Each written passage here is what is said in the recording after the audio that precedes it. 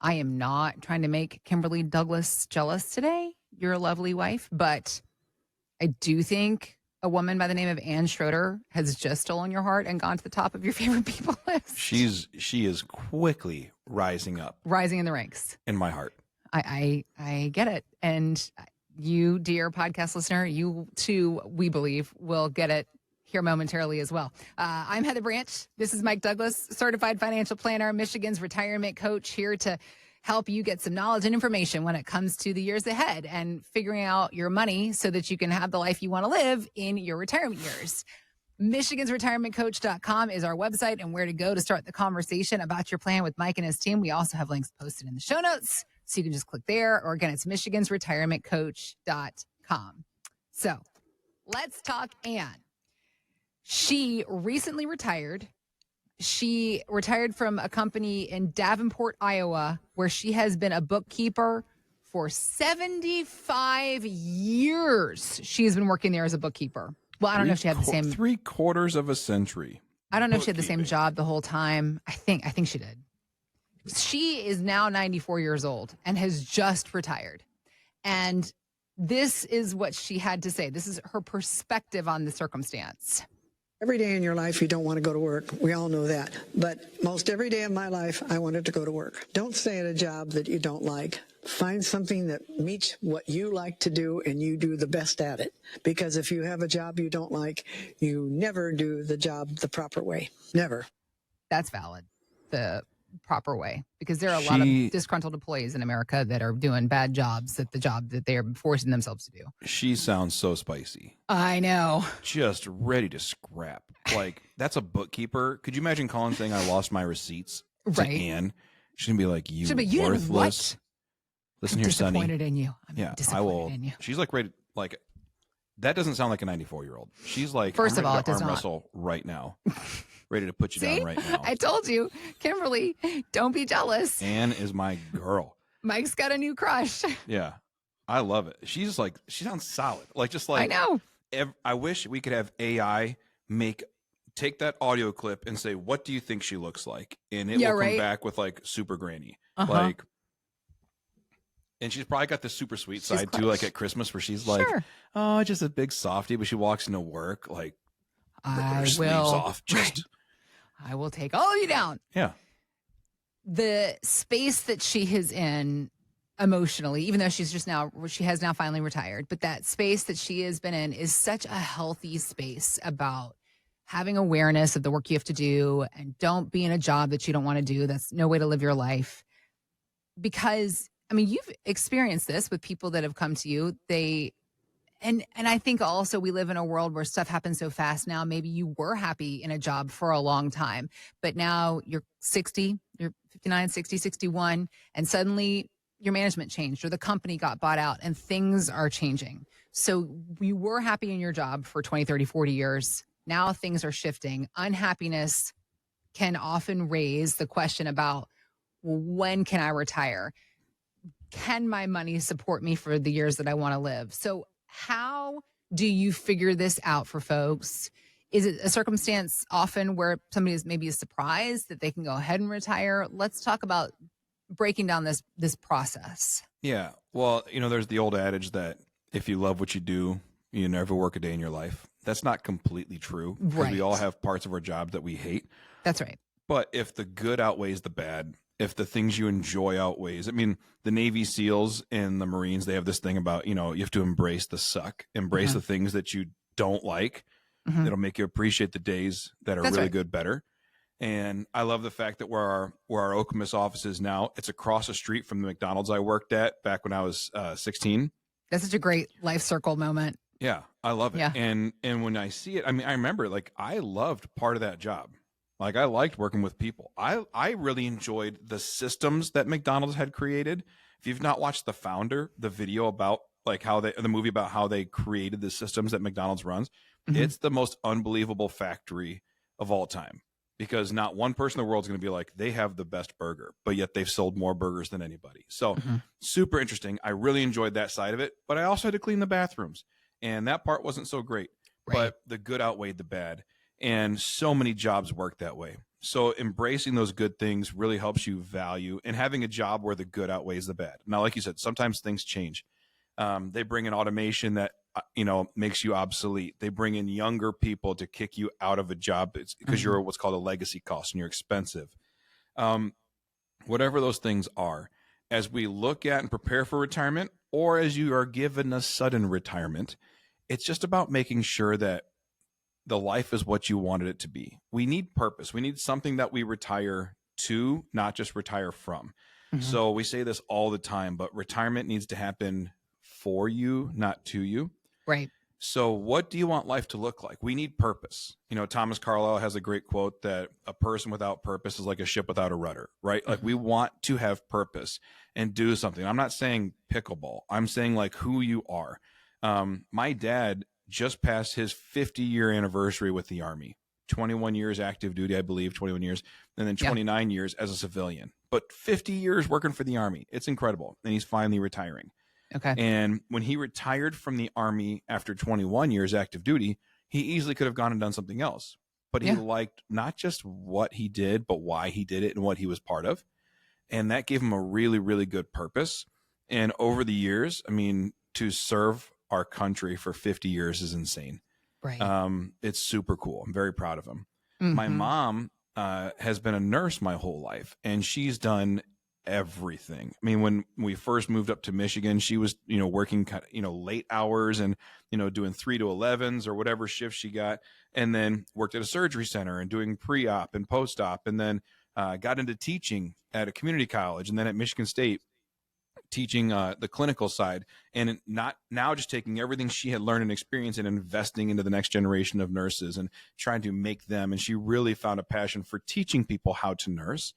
And now she's kind of come back to full circle, whereas she's kind of in pre-retirement mode. It's all right, I'm doing these certain things and working, as I want and teaching CPR and doing other stuff.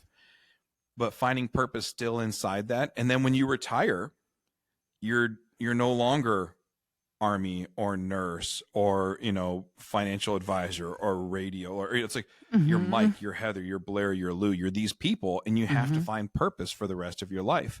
And to know that and to answer those questions and have understanding of how that is done, that is what retirement planning starts with. What do you want life to look like? It doesn't start with, I have this much in my 401k and I have life insurance and I have a TSP account and I have, an annuity. It's not that. It's who are you and who do you want to be moving forward? Do you snowbird and go down south for the winter? Do you go up north in the summers? Do you go out east? So we go out east to visit my family in Delaware because that's where I was born. That's where my grandparents lived. I have one remaining grandparent, but all of our cousins and aunts and uncles, they all live out there. But all of my immediate family and my wife's family, like we all live here in Michigan. So we build our lives this way. Sure. What is it supposed to be for you and your family? That dictates how you invest, not the other way around. Okay. We don't want the tail to wag the dog. So we don't want, well, the market did this, so I get to do that. Instead, we want to build plans that says, here's who I am in retirement. I am not a snow person, so I will be gone for 5 months a year. Okay, great. Then that determines how the plans are built. And we just want to make sure that however we invest, that the 5 months aren't taken away from us. So building a stability plan like that, looking at a 30-year view of retirement, 40-year view of retirement, minimizing taxes. These are all the things that goes into building a successful retirement plan. But it's not saying, hey, is Apple stock going to be good, or is Microsoft better, or should I go from NVIDIA to Tesla? That's not retirement planning. That is micro adjustments that we make. But as an overall thing, it's who do we want to be and where do we want to live? Who do we want to live life with and how do we do it? That is the big plan. If you have kids who have moved all around the country, part of your retirement plan is probably going around to see those grandkids that live all around the country. Yeah. If your family lives close, maybe it's taking everybody on trips that you've always dreamt of taking them on that they can't afford to do because they're young and starting families and saving, and you can. So whatever it looks like, that's a good retirement plan. Building a life plan that maps out from here through the rest of your time here on this earth.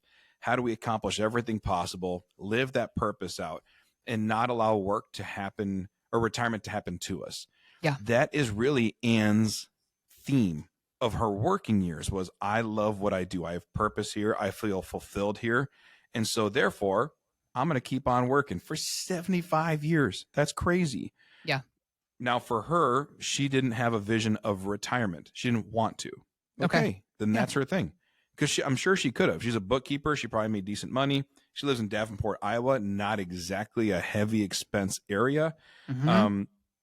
She's really got an opportunity to do whatever she wants, and she chose work. Good for her. Other people are going to say, nope, I choose this, that, whatever. I think the most important lesson we can get from Anne is that you will feel stronger longer doing what you want to do, being who you are, being happy and fulfilled, and allowing your finances to be the conduit to that. I just want to ABC, so therefore my finances need to XYZ. And that's how we build a good plan together. And I think that's the lesson from Anne. So, because I was going to say, I always like to do, action items, action steps in this podcast space, thinking about somebody who loves what they do, used to love what they do, but now things have gotten a little dodgy, wants to work forever, wants to retire sooner than later. It's about sitting down with somebody like you, somebody who is a financial professional in the space of retirement, not just a growth advisor, but somebody that focuses on that full perspective. Yeah.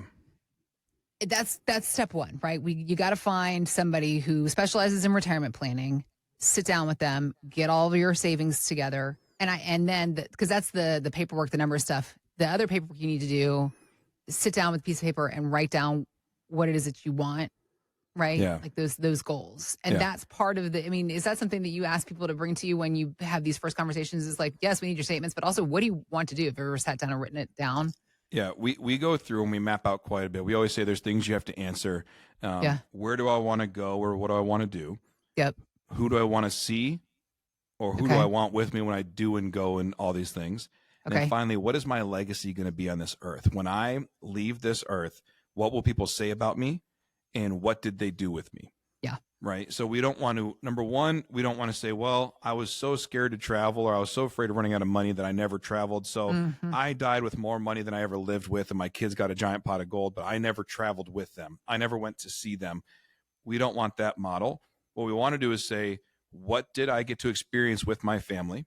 And then did I protect everything I've built, saved, and accomplished with a good estate plan? That way my kids aren't fighting over my money after I'm gone. Right. Right. So that's the kind of the thing is, while I was living, what legacy did I leave? And after I die, what legacy will I leave? We don't want to spend all this time saving money, working, earning, and then allow that savings to be the source of strife and contention amongst children after the fact, because I didn't Okay. build a good estate plan. I didn't communicate well to them. Okay. So it's about really taking care of all this stuff. So if you Okay. can answer those questions, where do I want to go, or what do I want to do? Who Mhm. am I doing it with, and who do I want to see? And then what is my legacy going to be while living and after death? Okay. That's the starting point. Okay. From there, that helps shape the investments, the risk tolerance and capacity, the investment strategies, the tax strategies, and we go from there. There is a lot that goes into a plan for retirement. And the interesting part of the conversations that we have with Mike here on this podcast space is just, I almost get to the point where I feel like the financial perspective of a retirement plan, that's less than half of it. It's about, there's so many other things that have to be considered, thought through, figured out. Yes, your investments and what you saved is important, but do you have a tax strategy? What's your Social Security strategy? What's your long-term care strategy? What's your legacy plan? What's your life plan? What literally are you going to do with yourself and your time in these next years? Because it could be 30 or 40 years. So you need to have that figured out as well. It can feel intimidating, but Mike and his team, they do it every single day. They are here to do it with and for you as well. So start the conversation. MichigansRetirementCoach.com. No matter how much you love your job, if you are like Anne, that is terrific, but let's still get to work helping you put a plan in place for life's unexpected surprises. We also have links posted in the show notes, so you can just click on those to go to the website, which is again, MichigansRetirementCoach.com.